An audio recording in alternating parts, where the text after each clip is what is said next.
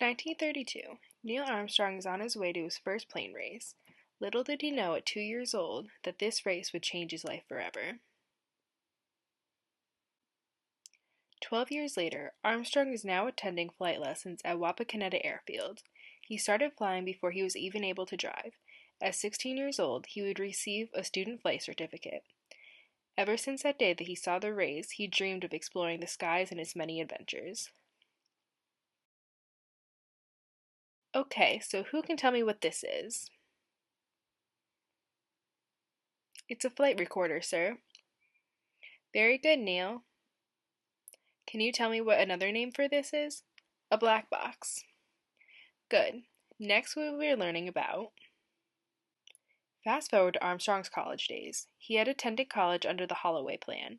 This involved 2 years of studying, 2 years of flight training, 1 year in the U.S. Navy as an aviator, and then completing 2 years of their bachelor degree. Neil had started training for the Navy on January 26, 1949.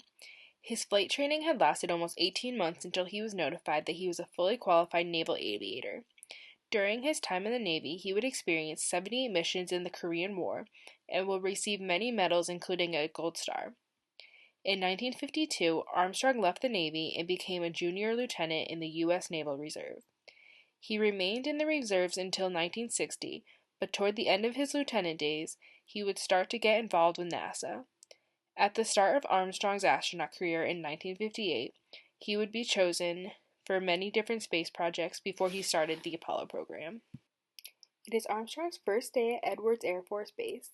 He has always been a great pilot, but he is not too sure if great will be good enough in the Air Force. Neil, this is Dick Day, your new coworker.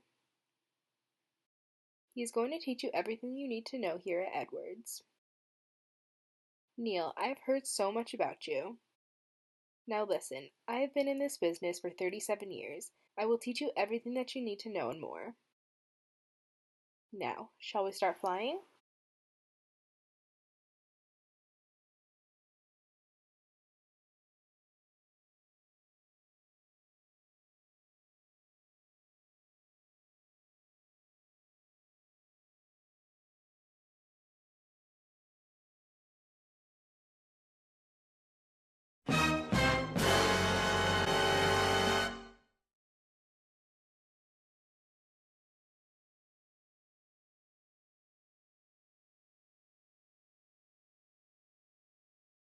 If it were not for Day, Armstrong would never have had the chance to be in the Apollo program.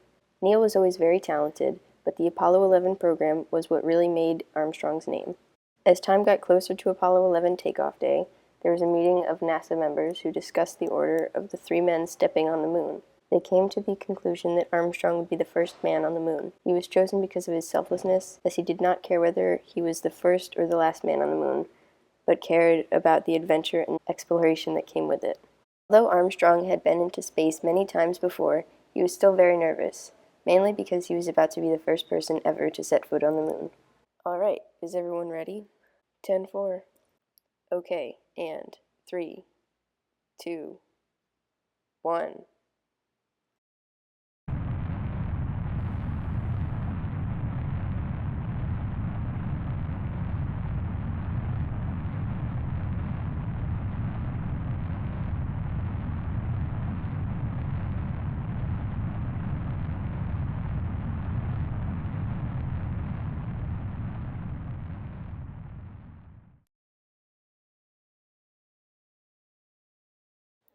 We can't land there. There are too many craters. We won't make it. It may be a long shot, but I need to take over manually. Neil takes over the controls and turns the ship roughly to land on a smoother landing ground. This was the moment that not only the 3 astronauts, but their entire crew on Earth were able to breathe again. They had made it to the moon even though it was touch and go near the end.